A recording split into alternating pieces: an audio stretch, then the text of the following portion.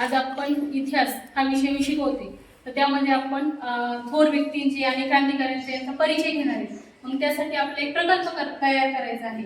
मग तो प्रकल्प तुम्ही करणार का? करणार?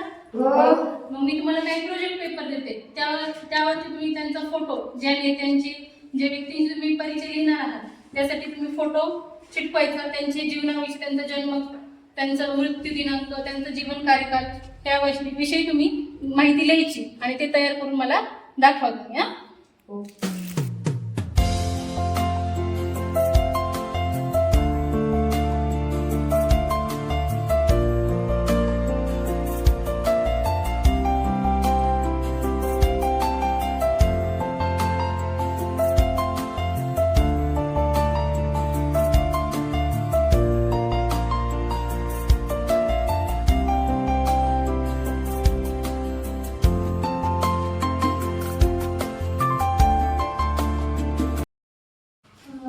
कोणाविषयी लिहिलेले?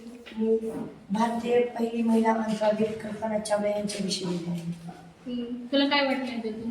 ज्यावेळेस तू प्रकल्प तयार करत होतीस त्यात काय वाटलं तुला?